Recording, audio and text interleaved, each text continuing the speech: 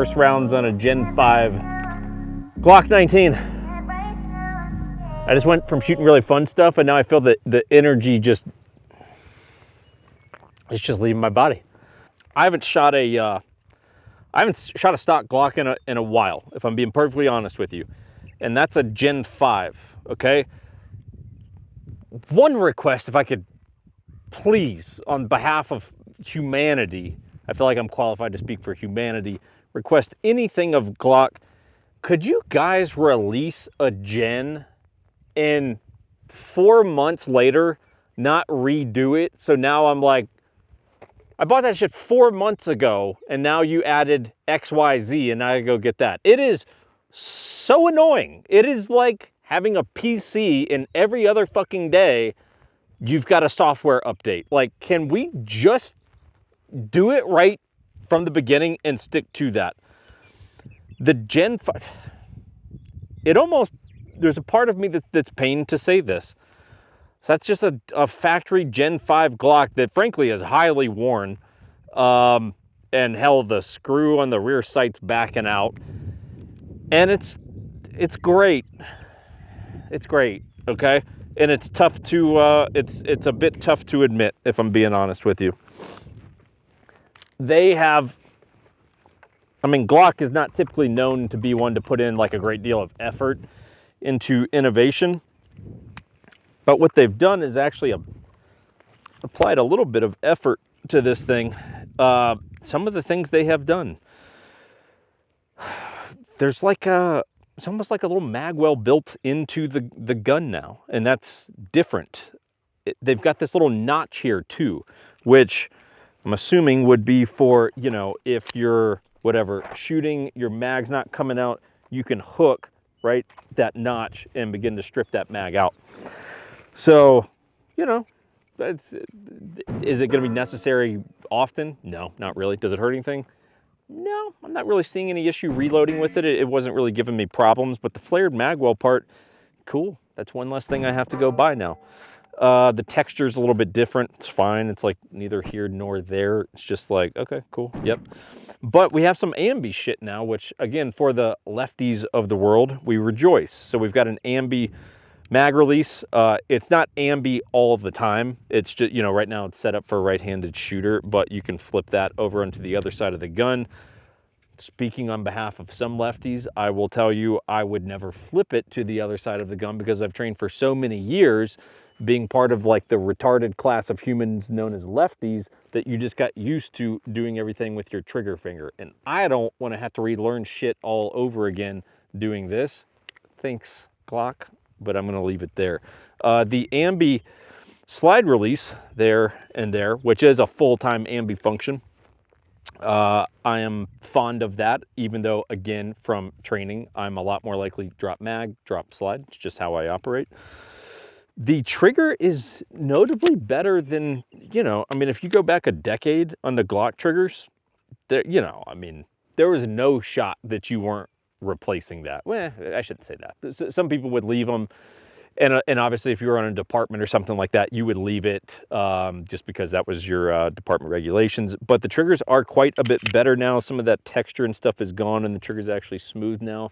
And your trigger pull, obviously, it's Glock. So you still have, I mean, mush. I mean, it is just mush. Wall? No, not a wall. It's like jumping into like a bouncy castle. That's what this is like. You're 7 years old. You just fall into like a bunch of like foam, and then it eventually goes. I mean, the trigger is nothing great, but one thing you can say about it, you know it will work. It is currently the mayor of Mushtown though. So there's the trigger, and believe it or not, that's a review, if you will, of the trigger, and that's a lot better than it used to be. The slide, obviously nothing notable going on there, other than this is a Gen 5 Glock, and of course, very shortly after that, they said, hey, Gen 5 Glocks now have front serrations, which is fantastic, except for the people who bought Gen 5 Glocks because they're like, fuck yeah, Gen 5 Glocks are out. And then a few months later, they're like, let's throw in serrations now, so everyone's got to do a software update. Super annoying. They bevel the front of the slide.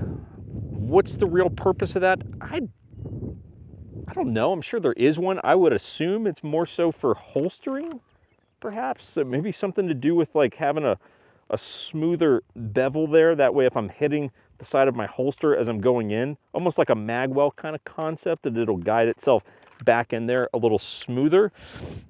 So cool. You know, it's not anything you're really going to notice on a day-to-day basis, but great. And then the barrel has a little bit of a crown on it, which, shit, okay, Glock, you know? I mean, again, making a huge world of difference? No, but it's going to lead yourself to a little bit of greater accuracy. And hell, I'm, as a not particularly accurate shooter, hitting steel at, you know, approximately 90 yards back here, which, you know, that's not normally something that I do. I'm just, you know, I don't shoot a ton of distance stuff.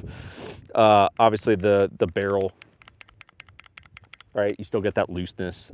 And then last feature thing, they removed the finger grooves, which is nice, you know, nice feature. Like I don't think anyone would typically have grabbed an old Glock and been like, man, these finger grooves are just pimp. Like, probably not. So I like that they got rid of that. So, okay, beyond that, there's your features and all that good stuff. Oh, and by the way, these are from Austria. And as previously stated, if you've never been there, fantastic place. Fantastic place. So shout out to the Austrians who watch. Currently at 0. But here's the best way, you know, I'm trying to think, okay, what's my opinion on this? Honestly, I think Glock has, I wouldn't say come a long way, but they've come some way from gen to gen, and now getting to the current Gen 5, which again, this is a little behind just because we don't have the front serrations. Beyond that, I believe everything else is identical, but they have come some way. Not a long way, but some way, and there's something to be said for that, because Glock, again, not known for being a company who like continues to innovate. They basically innovated once and then said, all right, let's just stick to that. Let's just stick to that. Everyone buys it. Not much of a need to continue to innovate. So I will give them points for doing some of this stuff. Is it going to take a little bit of a hit on the Gucci Glock market? Yes, it is. I mean, it will like take a bite out of that market. The best thing I can probably tell you in terms of what my opinion on this is I have a list that I keep of, here's all the guns or suppressors or whatever that's on like my playlist, you know, everything that I deem I need to add to my collection. And there are a couple Glocks on there just because I'm not deep in the Glock department. So I have a 19 and a 17 on that list. And I will tell you my plan for what I'm going to do with that 1917. I'm going to buy a stock Glock because it's got serrations now. Don't need to do that. The trigger, to be perfectly honest, is good enough, and more importantly, so reliable to the extent that I wouldn't touch it. I would honestly just get a Gen 5 Glock and leave the stock trigger. The only thing I would do to a Glock personally these days getting it is I would stipple it, and even that is very debatable. That's just a preference thing. It's really not necessary, but it is my preference. So I would like a stippled frame, same thing here by your little, you know, sort of thumb portion. And then I would do a double undercut. So I would do one undercut and then two under the trigger guard there. So really beyond doing a good texture on the frame and throwing on some aftermarket sights, that's it. Literally, like, that's all that I would personally do to Glock these days. Like, I'm not concerned with, the only way that I would upgrade the barrel is if I was actually getting a match fit, not a match grade barrel. Then it may make some sense, but honestly for me, again, shooting here at close to 100 yards and hitting with this, you just go, like, there's no real world scenario where I'm shooting this far, minus maybe we're out here and like I don't know, a pack of wolves or something is coming at us and I'm like, fuck it, send it, like 100 yards. Like beyond that, there ain't much scenario where I'm shooting this thing past about 25 yards in the real world. So minus texture on the grip, some sights, that is literally all I would do to these.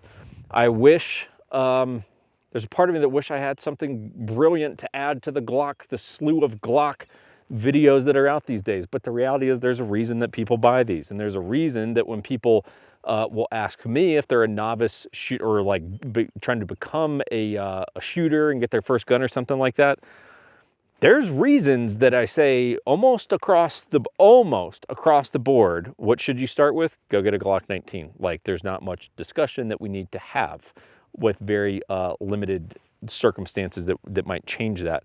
So I don't know what to tell you. It's Austrian and it's cheap and it works and it's good. And I will leave you with this. If you ever go visit Austria, I swear to God, if I see you in flip-flops in the airport, this is just a little bit of life advice to everyone. Do you understand how bothered you should be when you see people in the airport in flip-flops? Because that means going through security, they have to take those off, therefore are going barefoot through the security machine. What in the fuck are you doing with your life where you feel that tracking your nasty ass feet through the nasty ass airport floor is appropriate? Fix your shit. Go to Austria. Austria, great place. I swear to God, if I see you in Crocs with no socks on in the airport, we're gonna have an issue. We're gonna have an issue. All right, see you everyone.